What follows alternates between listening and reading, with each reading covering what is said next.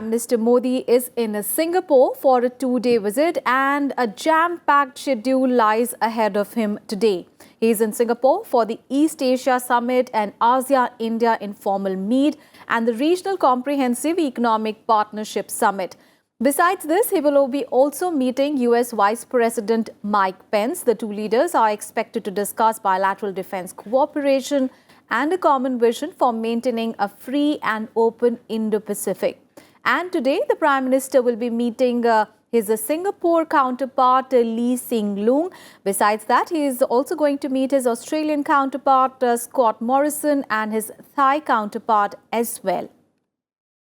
And earlier, ahead of his visit, the Prime Minister said that his participation in the ASEAN, India and East Asia Summit symbolized India's continued commitment to strengthen its engagement with the ASEAN members and with the wider Indo-Pacific region. He also said that he is confident that his visit to Singapore would impart a fresh momentum to New Delhi's growing partnership with ASEAN and East Asia Summit nations. ASEAN meetings, they are annual meetings. They are very integral part of our diplomatic calendar. It is where India engages with the ASEAN countries, essentially because we have a very active Act East policy. We have continued engagement with our eastern neighbors. The ASEAN region, together with India, is actually one of the most dynamic economic spaces today. If you look at it, we have a combined population of 1.9 billion, which is a quarter of the world's population, and the combined GDP of 5 trillion. So India-ASEAN is essentially a very important economic blocking. This is Prime Minister's second visit to Singapore this year and his fifth engagement at the East Asia Summit. On arrival, the Prime Minister interacted with the Indian community. He said he is extremely touched by their affection. The Prime Minister added that Indian diaspora makes our nation very proud.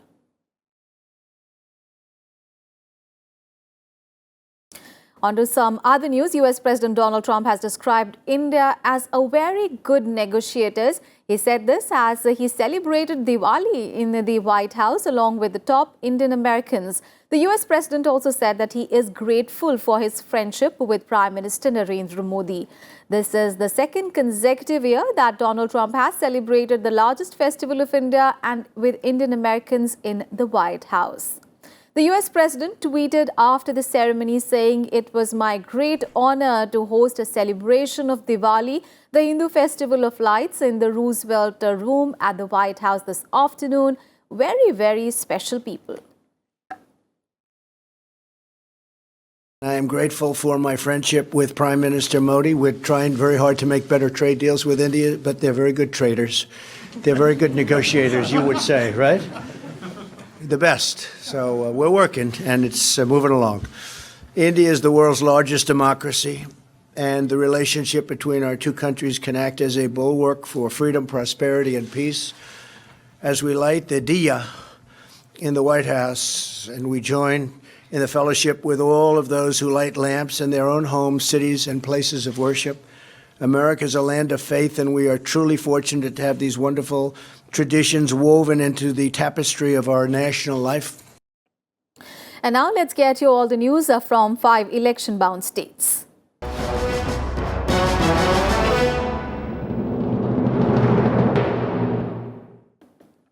The Election Commission has released figures for the first phase of polling in Chhattisgarh. The Election Commission said that 76.28% polling was recorded in the 12th of November poll, during which 18 constituencies in Naxal-hit areas voted.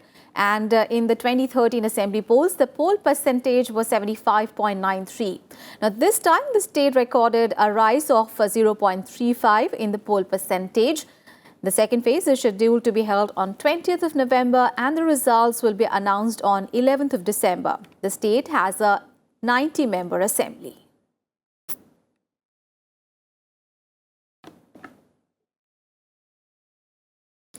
And the full bench of Election Commission on Tuesday held meetings with various stakeholders in Indore to review poll preparedness for the assembly elections in Madhya Pradesh.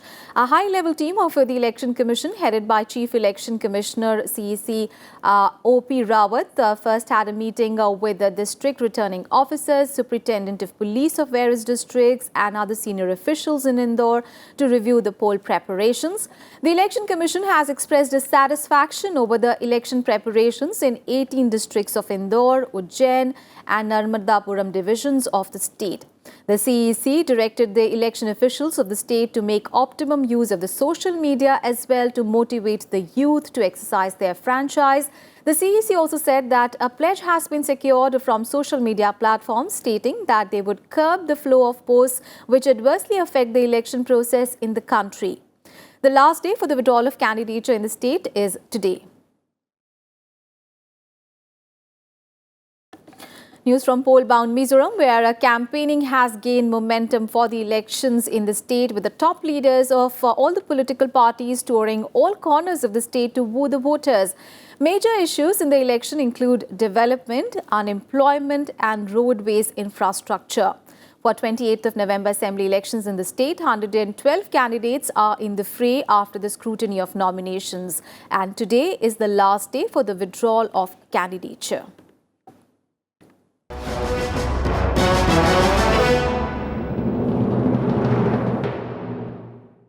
On to the other top story this morning. Union Minister Narendra Singh Tomar has been given the additional charge of the Ministry of Parliamentary Affairs and TV Sadanand Gaura that of the Ministry of Chemicals and Fertilizers.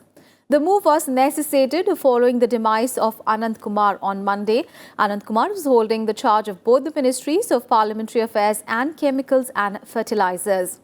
Gaura is the Minister for Statistics and Program Implementation, and Tomar has been assigned the charge of the Ministry of Parliamentary Affairs in addition to the existing portfolios of Rural Development, Panchayati Raj and Mines.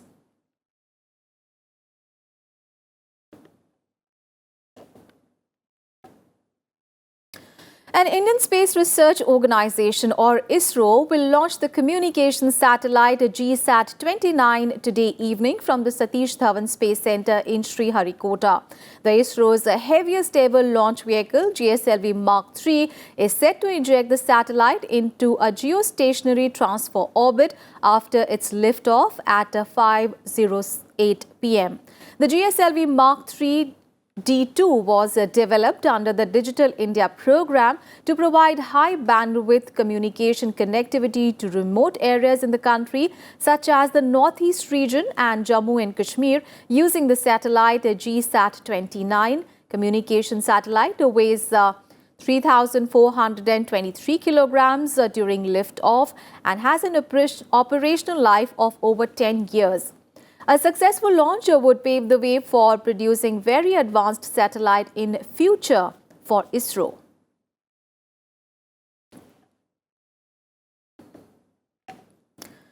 And as the cyclone Gaja in the West Central Bay is approaching Tamil Nadu coast, the state administration is taking several precautionary measures.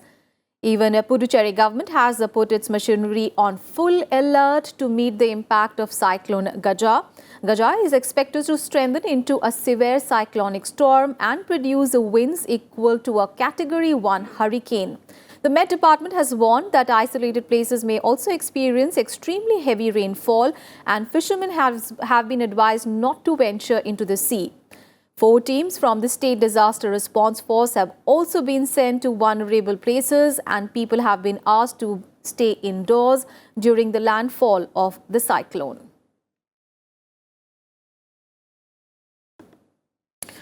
International news now. Britain has struck a draft divorce deal with the European Union after more than a year of talks. British and European Union negotiators have agreed on a draft Brexit deal more than 2 years after the country voted in a referendum to withdraw from the bloc.